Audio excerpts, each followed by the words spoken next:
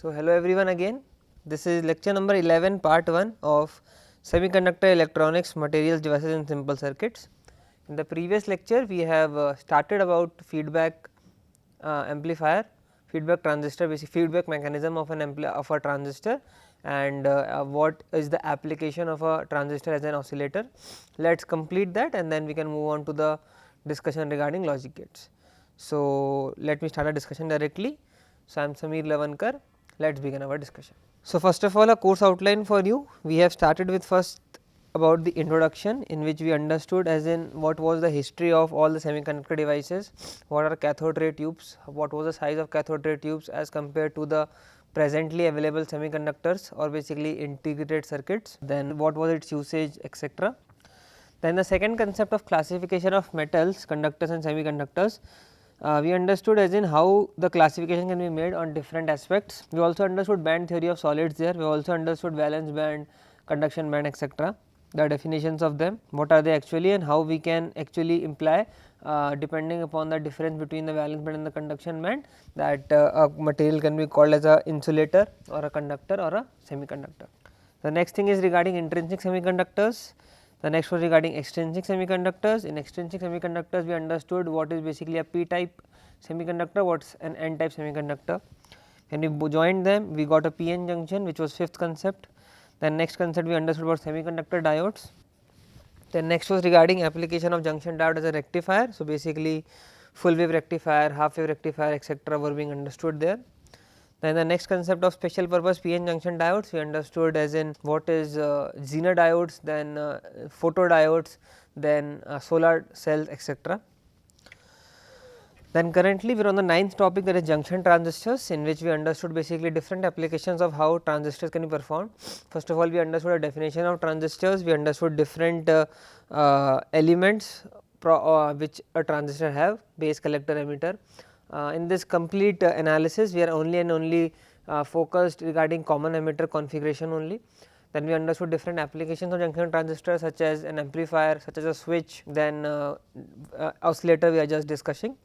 After that is complete, we will move on to the 10th topic, that is your digital electronics and logic gates, and finally a small understanding about the integrated circuits. So, let us start the discussion directly. So, feedback amplifier and transistor oscillator. So, at the last discussion I conveyed to you what was basically this inductance happening, how was the charge being accumulated here and how was there an oscillator being worked upon. So, let us just let me just iterate everything which is written and then we can move forward. So, in an amplifier we have seen that a sinusoidal input is given which appears as an amplified signal in the output. I think this has already been done, I think 5-6 points have already been explained. This means that an external input is necessary to sustain the AC signal. Here we are only and only talking about the AC signal in the output for an amplifier, fine. In an oscillator we get the AC output without any external input signal, okay. So, and that is why an oscillator is called to be a self sustained model or self sustained device. To attain this, an amplifier is taken. So, let us take an amplifier and then we can understand the feedback mechanism again. So, a portion of the output power is returned back, which is called as your feedback. As you can see, here is the feedback to the input in phase with the starting power. This is termed as positive feedback as shown in the figure A, as you can see here. So, please remember that if it is in phase, then it is called as your positive feedback. In same terms, in contrast, what we can say that if the input which is partly being added upon is out of phase, then it will be called as a negative feedback, okay. Just a small definition, fine. Next thing is the feedback can be achieved by inductive coupling through mutual inductance. As you can see, inductive coupling is being happening here, or LC or RC networks. Different types of oscillators essentially use different methods of coupling the output to the input, which is feedback network, apart from the resonant circuit for obtaining the oscillation at a particular frequency. I explained in the last lecture also that you just need to remember the frequency with which this resonant circuit is being worked upon. This is at the end and then we can close this part. We will understand it again when we will go to that subsequent slide. So, that is 1 upon 2 pi under root L C. So, for understanding our oscillator action, we consider the circuit shown in figure B. So, now please look upon this figure only, in which the feedback is accomplished by inductive coupling from one coil winding T1. So, this is one coil winding which is T1 and another coil winding which is T2, okay, fine. So, now note that the coils T2 and T1 are wound on the same core and hence are inductively coupled through the mutual inductance, okay. So, the core which is being used for both the coils are same, it is given here. and hence are inductively coupled through their mutual inductance. As in an amplifier, the base emitter junction is forward biased while the base collector junction is reverse biased. This is already being known, this is the basic agenda with which we started discussing our transistors. Okay. So, please remember that the base emitter junction is reverse forward biased, sorry, and base collector junction is your reverse biased. Okay. What does it mean by forward bias and reverse bias? Forward bias basically means that the positive terminal of the battery is attached to this junction and the negative terminal of the battery, and what does it mean by reverse biased? That the negative terminal of the battery is attached to this junction. Okay. As in the p type is being attached to the positive side, then it is forward biased, but if p type is attached to the negative terminal, it is reverse biased. Okay. Next thing is detailed biasing circuits actually used have been omitted for simplicity, that is fine, it is just a fact given to you. So, now let us try to understand how these oscillations are built. So, just to explain you again what is the meaning of these oscillations built, as in let us say this is the input signal, if this is the input signal, as you can see that the amplitude of the input signal is dampening as the time goes on. If you pass this to an oscillator, what does it happen? Same concept. So, same type of amplitude is visible. So, this is how a transistor oscillator works, fine. So, suppose switch S1 is put on to apply proper bias for the first time. Obviously, a surge of collector current flows in the transistor. So, let us say that the current is flowing through the transistor. Now, this current flows through coil T2. So, this current is flowing through this coil where terminals are numbered 3 and 4. So, this is the coil through which the current is flowing. Now, this current does not reach full amplitude instantaneously, but increases from x to y as shown in figure C. So, as you can see that the amount of increase is not abrupt, as in if you pass through it, the amount of current or amplitude increase is just abrupt, it is just sudden, it is not sudden, it takes time to reach there. The inductive coupling between the coils T2 and T1 now causes a current to flow in the emitter circuit. Note that this is actually the feedback from the input to the output. So, that is how the feedback explanation or this complete this is just a box diagram, how it is implemented there is been given in this line. So, what does it say? It says that the inductive coupling between coil T2 and T1, the inductive coupling between coil T2 and T1 now causes a current to flow in the emitter circuit. So, now an emitter current is being flown upon, and this is nothing but because that emitter current is being flown upon, it is called as your feedback. Fine. So, as a result of this positive feedback, this current also increases from x dash to y dash. So, now as you can see that this is for current IC and this is for IE. So, because now this was x to y, now this also gets increased from x dash to y dash. So, that is how this explanation is being given upon here. So, as you can see, so maybe generally in the idea of IE the amplitude would have been less, but because there was a conductive because there was a coupling being happening, and that is why the amplitude got increased. Okay. Next thing. So, now the current in T2 connected in the collector circuit acquires the value y when the transistor becomes saturated. So, when does the transistor become saturated? It will be at that point at which the capacitor will have the maximum charge. If it cannot sustain more charge, that means that the transistor has become saturated.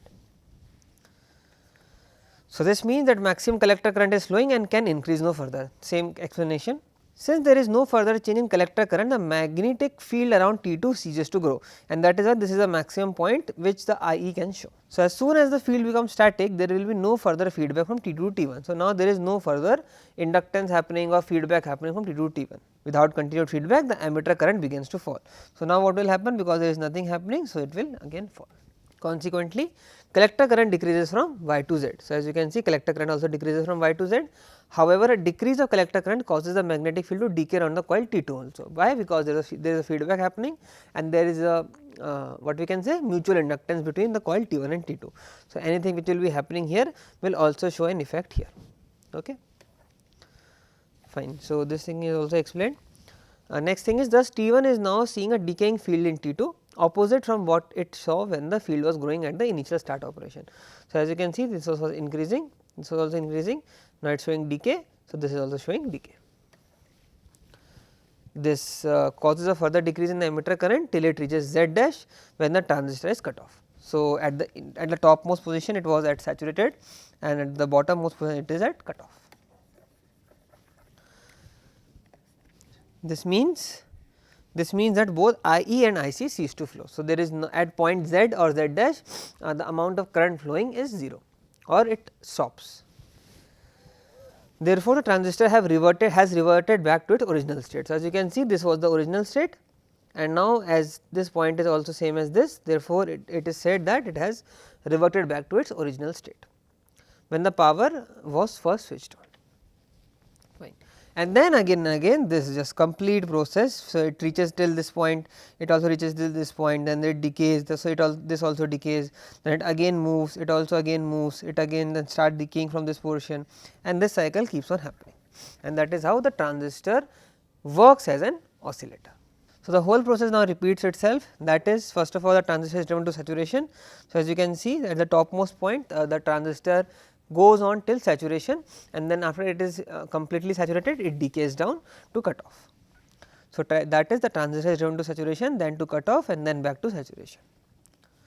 The time for change from saturation to cut off. Now, please understand this is the main thing, questions can be asked from this portion. So, the time for change from saturation to cut off and back is determined by the constants of the tank circuit or tuned circuit, that is inductance L of coil T2 and C connected in parallel to it. So, as you can see this is the C connected and inductance L of coil T2. Okay. So, please remember this is the main circuit through which the frequency is being obtained. So, what is the time they are asking? They are asking basically a time from saturation. So, basically from this time to cut off and back. So, basically they are talking about one complete or basically we can say half sinusoidal.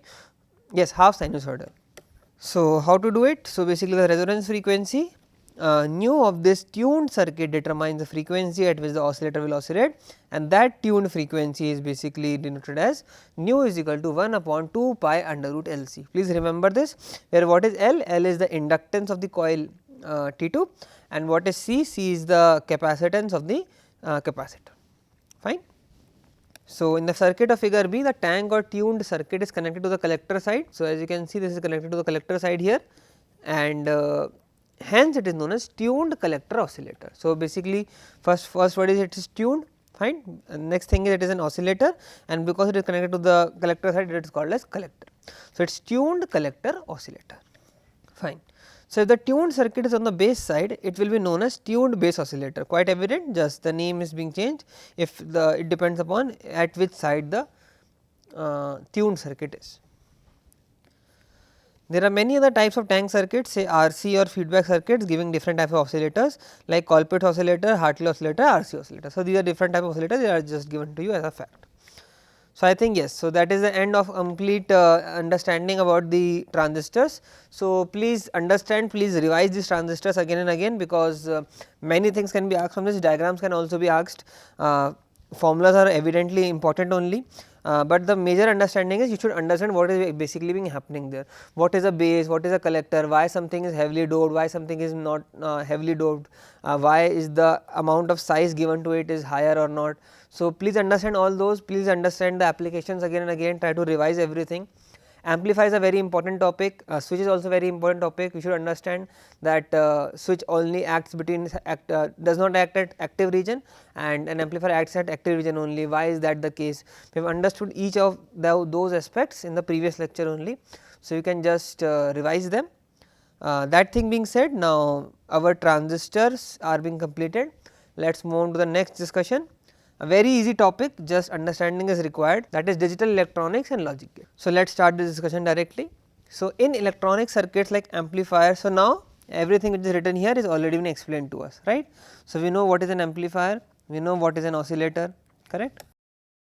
So, in electronic circuits like amplifiers, oscillators introduced to you in earlier sections, the signal.